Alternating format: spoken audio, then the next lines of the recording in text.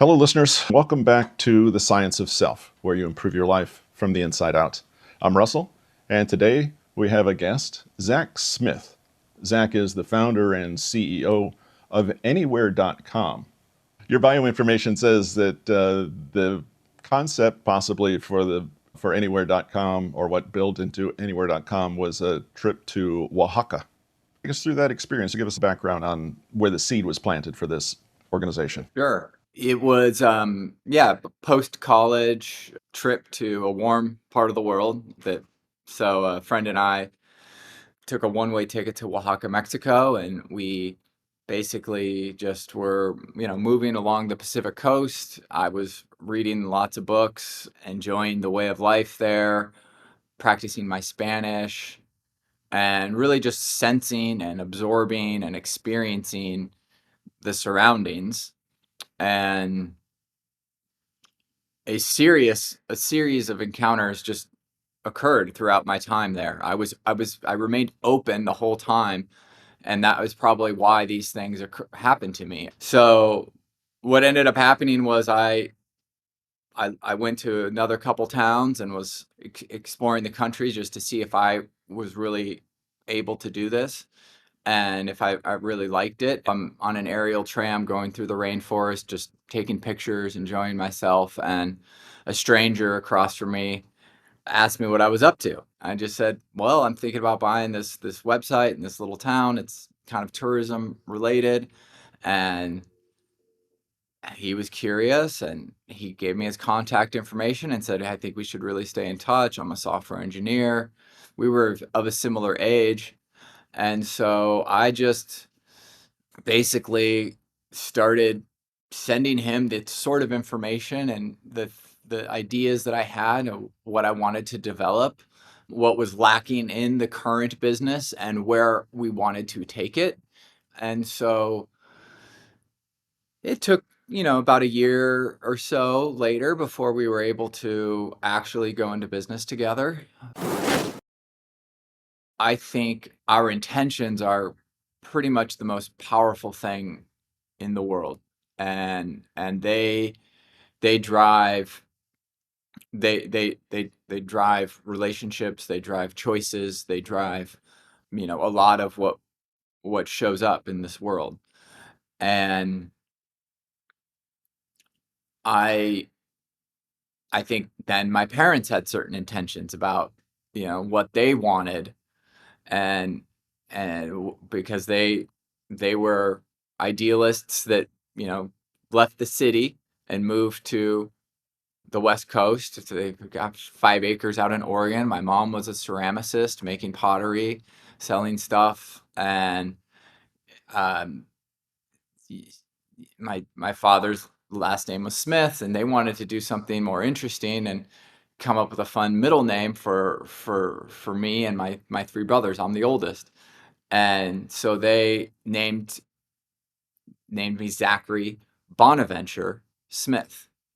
And so they in some ways like set my course in some ways, but then of course I had to learn many lessons along the way to figure out, how I could play my role and be who I'm meant to be, which I don't think is, pure destiny, but it's not also pure chance. And so I do think there's an aspect of serendipity, and I think there's a little bit of the the the natural laws of this world cooperating with you when you bring intentions that are aligned, when you have certain core values. And I mean, this just brings up like a really, like, we've talked about intentions a little bit, but like just a childhood story. I remember we were at our house. There was a few kids, and one friend brought over a slingshot. I had never held a slingshot in my life, and I was like, "Wow, what is, this is a fun toy." And so I wanted to turn playing with the slingshot, and so I got the slingshot.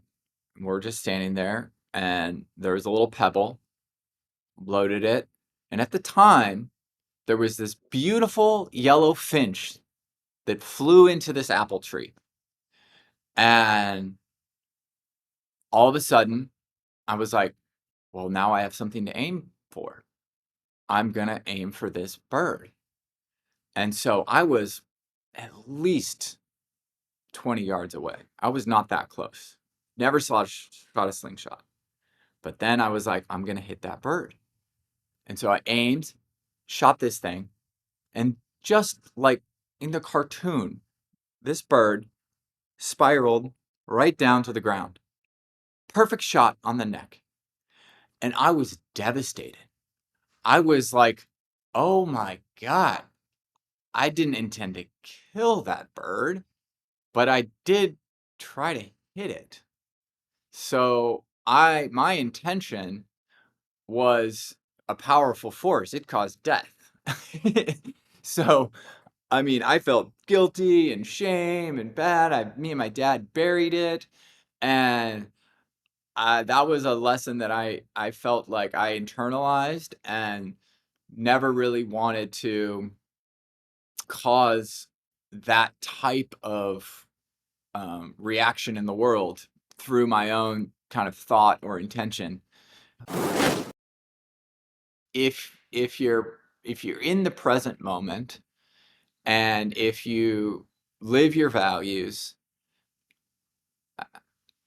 and you know yourself, that it's a natural byproduct for good things to start showing up in your life. Whatever you want to call it, whatever, media you want to sort of build around that. I think that those things, it's good to put it out there, I suppose. Yeah, I mean, I don't really, frankly, I don't really follow like too much what, social media or what is being amplified at certain points. Familiar with that concept, and I think that's like that came with good intentions for people to understand that they have a lot of, power over you know their their life. And it starts, I think, with just that subtle listening. But sometimes it's like the ego gets involved and people want, like, oh, I just want more will make me happy. And then you're filling this void, or, oh, I want to manifest all these material things. And that to me is again, like, not not really the goal. But sometimes that's just where people put their put their attention. And again, back to like one of the most powerful things I think we do know about the nature of life. Yes, our intentions really matter, but where we put our attention is actually changes the nature of, you know, the world, or, you know, the the entanglement of, people, relationships, ideas, whatever. So that's another big area that people should be more cautious, I think, of where they put their attention. One of the phrases I took from your website or from your introductory email was focusing on travel as a tool for transformation. Like I said, we're getting short on time. I don't want to make you brief on that answer, but can you expand on that phrase as a tool for transformation as far as travel goes? Yeah, basically, I've always felt that perspective generating experiences are very valuable for humans to go through. And I mean, this traces back when I'm going to give you the backstory, and then I'll give you the current. So when I was 12, 11 or 12, we had to do a big class project. And, it was just like an independent study, have to, come up with any topic, and you have to research it and do it. And I was thinking about all this stuff, and I told my mom. She was in the art studio, and I remember this, and I said, I think I want to do my project on perspective. And she's like, what do you mean perspective? And then she's like, well, that's tricky.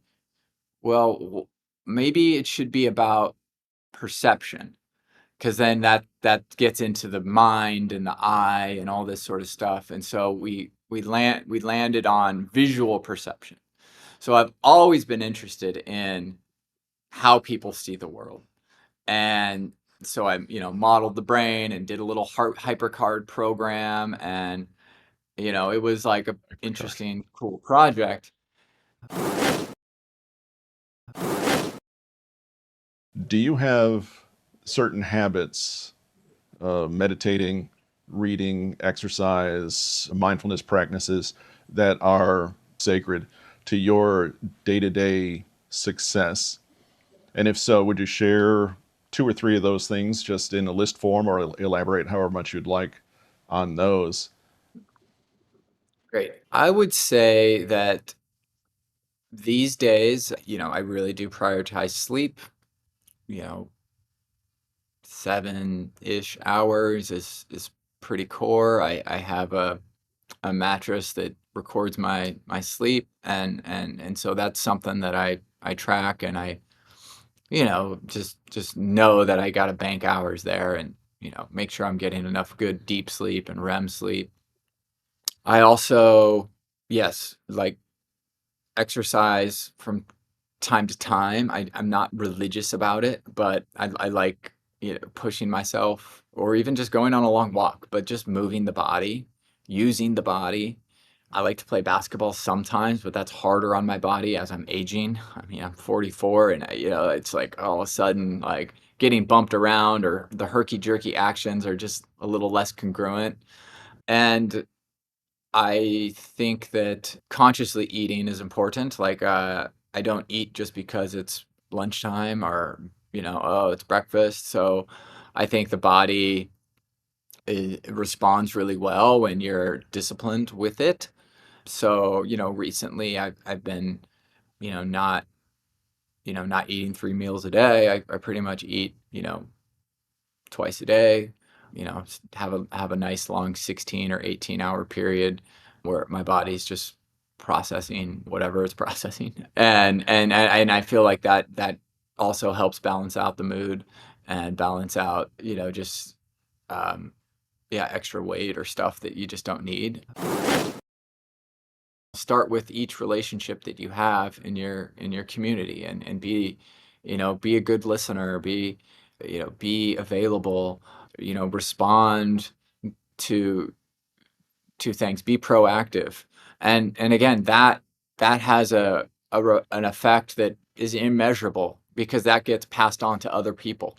And so you just gotta I think, just be the change you want to be. I mean, I know that's very dated and whatever, but I actually do think it's kind of true. So, and then, yeah, I don't have a, plug. I mean, we're anywhere. We have a number of published countries that we are activated in. We have about a dozen more that we are quietly in the process of activating to our repeat and our referral clients. So the goal is that we become that trusted source to, use your vacation time as your precious vacation time as wisely as possible. Your budget and your resources as wisely as possible. We are a co-creator with you to make sure you get what you want out of your experience.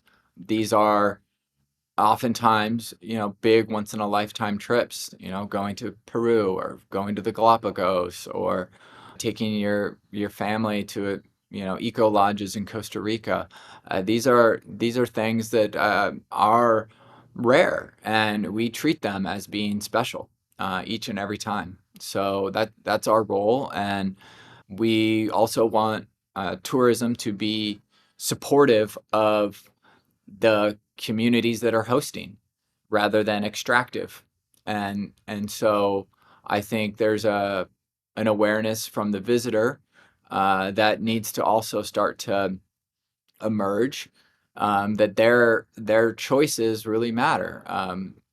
And the will culture be more sustained, or will it erode to more of a homogenous, all-inclusive type model where, people just show up and they, are eating and drinking and that's it. And they're going home and that's travel. And the truth is that's not travel. That's that's gluttony. It doesn't mean that, it's not okay to go take it easy sometimes. It's just don't confuse the two, That's not travel, that's not experiencing culture. Being on a cruise ship with 5,000 people, you know, cruising around is not real travel. I'm sorry. So, we're we're just trying to play our role and, call it as we see it.